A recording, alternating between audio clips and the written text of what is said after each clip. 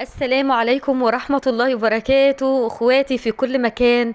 اخواتي الغاليين، اهلا وسهلا بيكم في كل مكان، طبعا في كافة انحاء الارض، داخل مصر وخارج مصر. اخواتي في كافة الدول العربية واخواتي المصريين الحلوين، اهلا وسهلا بيكم. دعمكم وسندكم ليا، وقفتكم جنبي وتعليقاتكم الحلوة على راسي من فوق، ودعمكم ليا على راسي من فوق. عمري ما انسى لكم الجميل ده، وعمري ما انسى ان انتوا فعلا اللي وقفتوا القناة على رجليها. و... وانتوا كنتوا سبب في ان القناة تنشط كده على اليوتيوب. بجد فرحت جدا لما الفيديو اللي قبل ده حصل له تفاعل كده، ها يعني ما تعودتش عليه بصراحة، يعني ان الفيديو يجيب اكتر من 1000 مشاهدة. بجد انا ما تعودتش على كده. انا دايما بنزل فيديوهات ممتازة، وقلت لكم الفيديو برضو اللي فات وللأسف مش بيجيب مشاهدات. فالفيديو ده فعلا فرح قلبي جدا، وحسيت كده ان في امل. يعني اداني امل كده ان انا ممكن يعني اقدر ان انا يعني اواجه كل حاجة لوحدي بالقناة دي. اقدر ان انا اقف على رجلي من خلال القناة دي، وافتح بيتي واربي ولادي من خلال القناة دي.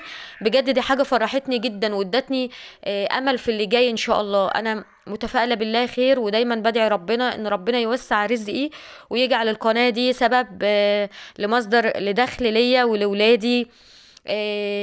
ربنا يرزقكم جميعا كده يا رب. فبجد انا مبسوطة بيكم جدا، وربنا كده يخليكم ليا وما يحرمني منكم ابدا. ودايما كده اخواتي غاليين على قلبي وجنبي وسندي.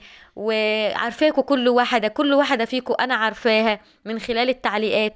ولما بتغيبوا عني بجد انا بعرف ان انتوا غبتوا، وبلاحظ الغياب ده. اختي زهور، حبيبتي حبيبتي، بجد انا نفسي اعرف اسمك، وعرفيني انتي من انهي بلد، لان بجد انا بحبك قوي ونفسي ادعيلك دعوة عن ظهر غيب باسمك. فعرفيني اسمك في التعليقات. بجد انا مش عارفة اقولك ايه، يعني من كتر ما انتي واقفة جنبي انا بجد محرجة منك جدا. ام عادل الحلوه، طمنيني عليكي، بجد انتي غايبه بقالك فتره وما مش بتعلقي لي، فغيابك ده في له حاجه. طمنيني عليكي. مريم الجميله، ام راسيل، بجد كلكم مش عايزه انسى اي حد فيكم. فطومه الحلوه، مش عايزه انسى حد خالص، بس بجد انتوا يعني اجمل حاجه في حياتي واجمل حاجه في القناه. انتوا لان انتوا حاليا انتوا فعلا سندي بعد ربنا عز وجل. كل بقى متابعين الجداد اللي اول مره بيدخلوا القناه، بحبكم ودمتم لي، وربنا يجعلكم كده اصدقائي واصحابي و... والقناه تزيد بيكوا كده وتكبر بيكوا. فرحتوني، ربنا يكبر بخاطركم جميعا يا رب. يلا ندخل على الفيديو مع بعض، وانتوا عرفتوا بقى انا بعمل ايه دلوقتي. طبعا بدأت لكم الفيديو كده بتجهيز الفطار. ما دام في سلطه وجرجير، يبقى عندنا ايه بقى؟ عندنا شوي سمك، وانا عارفه ان متابعين الغاليين بيحبوا يوم السمك، وبيحبوني انزل لهم فيديو شوي السمك. قلت الاول انا هعمل رز احمر و... واخلص كده حاجتي، ووطي على الرز، وبعد كده انزل اشوي السمك. ضربت كده قرنين فلفل كده خضر، مع فلفلتين كده، مع بصلتين، مع حبة توم حلوين في الكبة، وقليتهم بحبة زيت، ونزلت عليهم بطماطم بيور كده مصفياها، وممكن ما تصفيهاش عادي خالص. وبعد كده حبايبي سبتهم لما تسبكوا شوية. نزلت بالرز والخضرة مع بعض، يعني انا بحب كده انزل بالكزبرة الخضراء مع الرز علشان ما تسودش معايا ولونها يغمق معايا. وهسيب الرز بقى على نار عالية مبدئيا، وبعد كده هنوطي عليه النار خالص ونسيبه بقى يتردد مع نفسه. وهنا بقى الخس نضفته، والجرجير برضو نقعتهم في كده في مية وخل. والسمك بتاعي جهزته اهون. وطبعا معايا الخلطة اللي هسقي بيها السمك بعد ما هيطلع من الفرن. واخدتهم كده ورحت على الفرن القمر الحلو الزغنطوط ده. الفرن اللي قدامكم ده جماعة بيطلع فعلا اجمل سمك مشوي. وعايزة اقولك لو انتي عندك بلكونه، تقدري ان انت تجيبي فرن زي كده اللي هو الفرن الصغير، وتحطيه في البلكونه وتستعمليه في شوي السمك، في عمل الصواني. عايزه اقولك في كل حاجه الفرن ده بيطلعها جميله. شوي الفراخ كل حاجه. انا بحب اشوي فيه السمك جدا، ومش بياخد معايا وقت. ده لان الفرن صغير قوي، فالصاجه بتاعته بتسخن بسرعه، فبيطلع لك سمك حلو. اخدت الصينيه كده ورحت علشان اشطفها، علشان بقى هي اللي هطلع فيها السمك. بفرد فيها ورق، كرتونة، اي حاجة، علشان لما اشرش السمك كده اطلعه في الصينية دي. لا حول ولا قوة الا بالله العلي العظيم. سبحان الله وبحمده، سبحان الله العظيم. ونذكر ربنا كتير ونصلي على الرسول عليه الصلاة والسلام كتير واحنا بنعمل اي شغل للبيت، لان بجد شغل البيت هياخد نص عمرنا، واحنا عمرنا هيجري في شغل البيت. فلازم كده ايه، وانت بتعملي شغل بيتك لازم كده تذكري الله وتسبحي وتستغفري. كل تسبيحة صدقة ليكي. ونتذكر الله عز وجل كده في كل وقت، ونخلينا مع ربنا عز وجل عشان ربنا يكرمنا في حياتنا كلها. وكمان الدعاء، وفي كل وقت الدعاء بصراحة، في كل وقت ما تنسيش الدعاء. يعني ادعي ربنا كتير قوي. طول ما انت بتعملي اي حاجة ادعي ربنا: يا رب اصلح حالي، يا رب ارضى عني، يا رب وفقني، يا رب اهديني، يا رب اهدي ولادي. آه وتذكروا يا جماعة وانتوا بتدعوا كده في الايام المفترجة دي الدعاء للمريض: ربنا يشفي مرضانا ومرضى المسلمين ويخفف الألم عن كل من يتوجع. كمان تدعوا للمشتاق للذرية الصالحة. ادعوا لهم كتير قوي يا جماعة في الأيام دي بجد. وانتوا بتدعوا لنفسكم تذكروا الناس دي بالدعاء. ربنا يرزق كل مشتاق للذرية الصالحة. وانت بتدعي لنفسك اللهم امين يا رب العالمين. يعني انت لما تدعي لغيرك في ملك بيكون واقف على كتفك كده فبيقولك ولك بالمثل.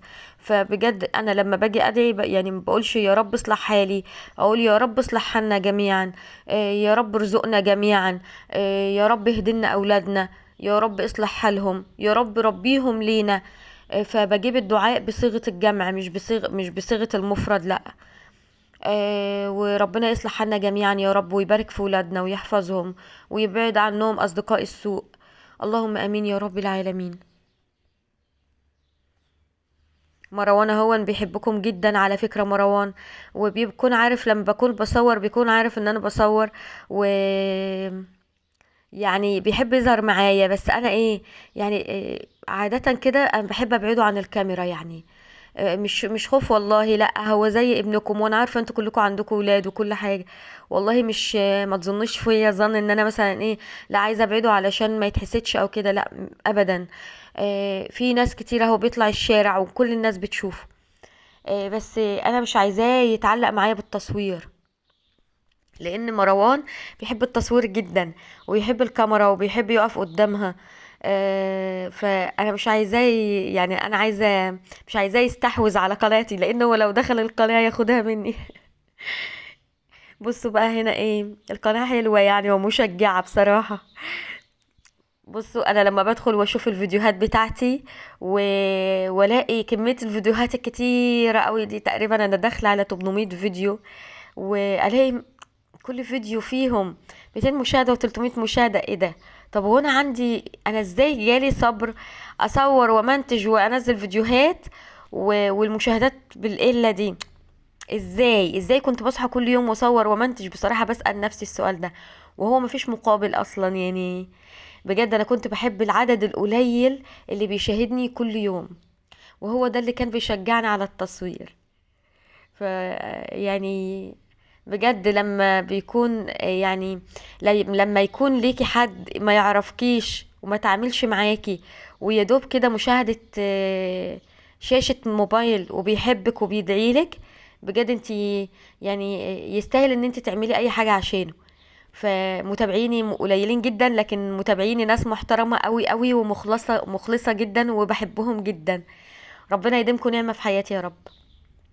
وخلصنا الفيديو طبعا، فطرنا ودخلت على المطبخ كده، خلصت المواعين بتاعتي وشطبت الحوض. وبعد كده طبعا بروح اصلي التراويح. خدوا بالكم صلاة التراويح يا جماعة ايام بسيطة جدا وخلاص رمضان هيخلص، يعني باقي على رمضان تقريبا 13 يوم. طيب احنا ما كناش بنروح نصلي يا ميادة؟ روحي صلي من اول النهاردة، روحي. المساجد مالية البلد، واقرب مسجد ليكي تعالي بعد الفطار البسي وروحي المسجد وروحي صلي. ما اجمل الايام الجاية كمان ليلة القدر، فلسه في وقت يا ولاد والله. وكمان ادعوا ربنا كتير وانتوا صايمين ان ربنا يكتبنا من العتقاء من النار في هذا الشهر الكريم. ربنا يعتقنا من النار في هذا الشهر. ربنا يتقبل مننا صيامنا وصلاتنا وركوعنا وسجودنا. ربنا يتقبل مننا صالح الأعمال، اللهم أمين يا رب العالمين. وربنا يخفف عن كل مبتلي ابتلاءه وقضاءه ويلهمنا الصبر ويعيننا. وعايزة أقول لكم يعني وانت بتصلي التراويح كده، بعد ما بتخلصي وبتيجي ماشية بتحس ان انت خفيفة خفيفة، لان يعني الذنوب اللي كانت تقيلة على قلبك دي ربنا غفرها. ربنا غفرها بالصلاة دي ان شاء الله يا رب. بنحتسب كده عند ربنا، ربنا غفور رحيم، بس احنا رايحين له بقلب سليم، رايحين وطالبين رحمته وطالبين عفوه وطالبين مغفرته، طالبين رضاه عننا، ربنا يرضى علينا جميعا. فلسه في وقت، خدوا بالكم. محمد نشتري فول وطعمية عشان السحور. سلم على المتابعين يا محمد. رايحين نجيب فول وطعمية، فقلنا بقى نصور لكم الشارع كده حوالينا. ما شاء الله الشارع شكله حلو قوي. كل جزء هنا في البلد شكله جميل. لو عجبكم الفيديو بقى يا بنات حطوا لايك، وانضموا لينا كمان لقناتنا باشتراك وتفعيل الجرس على الكل عشان يوصل لكم اشعار باي حاجة جديدة ننزلها. كل يوم بنزل لكم فيديو ان شاء الله يعجبكم، وتتابعوني كده وتكونوا اخوات ليا واصدقاء في القناه. شايفين بقى قد ايه الشوارع عندنا جميلة. يعني عايزة اقول لكم الناس دي بتيجي قبل رمضان ب15 يوم او ب20 يوم، ويبدأوا كده يلموا من بعضهم، والجيران كلها تجمع مع بعضيها مبلغ بسيط جدا، ويبدأوا ان هم يجيبوا زينة ويزينوا الشوارع كلها. وهي دي بقى فرحة رمضان، هي دي فرحة دخول رمضان. وهنا بقى يعني روحت وجهزت السحور زي ما انتم شايفين اهو. يا رحمة سحور بسيط، وربنا يديمه نعمة ويحفظه من الزوال. يا طهر السحور بركة يا ولاد والله. يعني انا اولادي لما بيناموا ومش بيتسحروا بيجوا تاني يوم ويحسوا بصداع، وبيحسوا ان هم دايخين ومش قادرين يكملوا اليوم، وبيبقى اليوم تقيل عليهم وصعب، وخاصة ان هم بيروحوا دروس. فانا دايما اقول لهم ما تاكلوش بدري وتسحروا. السحور فيه بركة، يعني لو اكلت ربع رغيف بس على السحور ونمت، ربع رغيف ده هيقويك طول اليوم، لان الرسول عليه الصلاة والسلام قال لنا كده ان السحور فيه بركة. وطبعا كوباية الشاي بعد السحور بقى لازم منها.